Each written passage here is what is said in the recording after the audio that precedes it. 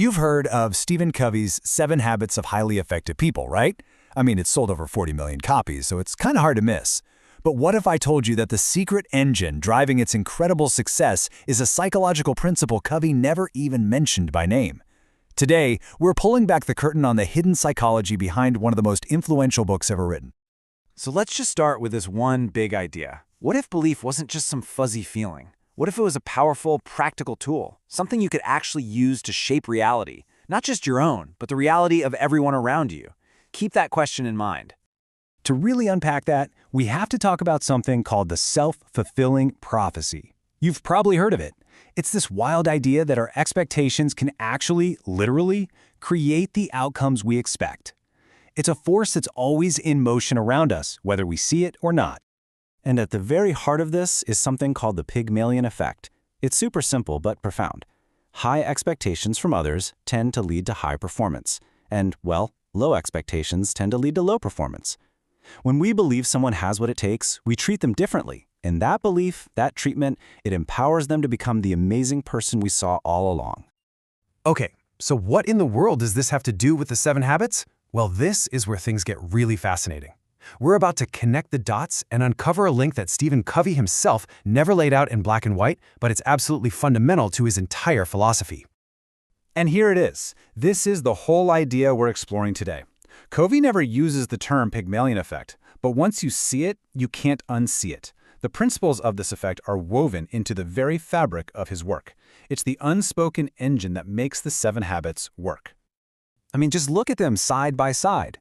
On the one hand, you have this core psychological principle. What you expect is often what you get. And on the other hand, you have Covey's entire framework, which is built on ideas like trust, believing in potential, and empowering people.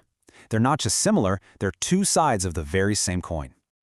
So let's put this to the test. Let's put on our Pygmalion glasses and take a look at the first 3 habits.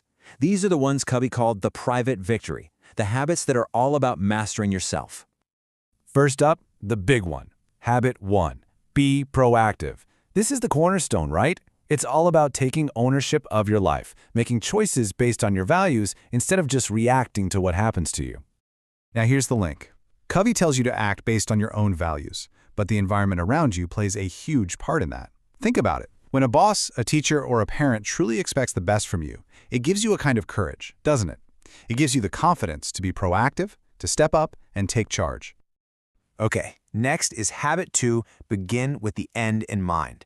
This is all about vision. It's about figuring out where you're trying to go before you take your first step. It's like deciding on the destination before you plug it into your GPS. And here, the Pygmalion Effect acts like a supercharger for your ambition. It's one thing to create a vision for your own life, but when the people who matter most also believe in that potential, wow. Their belief helps you see a bigger, bolder, more ambitious future for yourself than you might have dared to dream up on your own. The last of the personal habits is habit 3, put first things first.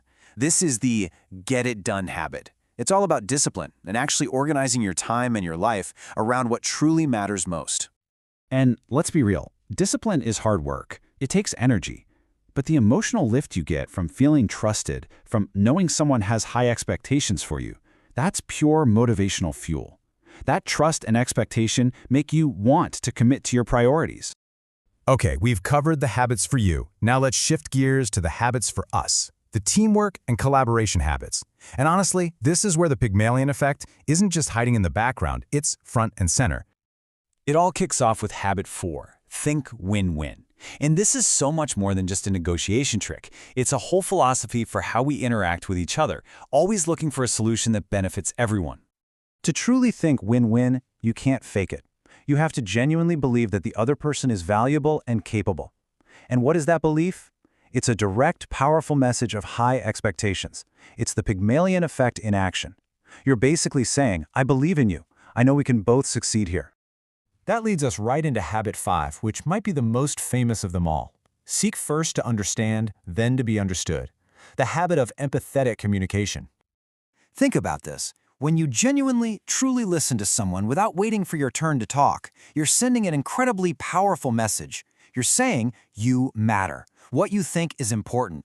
That act of pure respect literally boosts their own belief in themselves. You're fueling their Pygmalion effect just by listening. And all of this builds up to habit 6, synergize. This is that magic moment where the team creates something better than any single person could have alone. You know, where 1 + 1 = 3, or 10, or 100. And this just lays it out perfectly. Synergy isn't an accident. It's a result. It's a chain reaction. It starts when you see the unique potential in other people. Then you communicate that belief through your high expectations. What happens next? People rise to meet those expectations. And the result of everyone bringing their A game? That's synergy. So after going through the habits piece by piece, let's just pull the camera all the way back. Let's look at the big picture. What is the single core idea that ties this entire philosophy together? Well, this quote from Stephen Covey himself says it all. I want you to really listen to these words. Leadership is communicating others' worth and potential so clearly that they come to see it in themselves. And that right there, that is not just a nice little quote about being a good leader. That is a perfect, almost textbook definition of the Pygmalion Effect. Covey's entire philosophy of leadership is built on this powerful psychological truth. You unlock potential in others by believing in them first. So we come back to that first question we asked. What if belief was a tool? Well, now we know. It's the invisible force driving one of the most effective personal growth systems ever created. So the only question left is the one right here on the screen. Whose potential will you unlock today?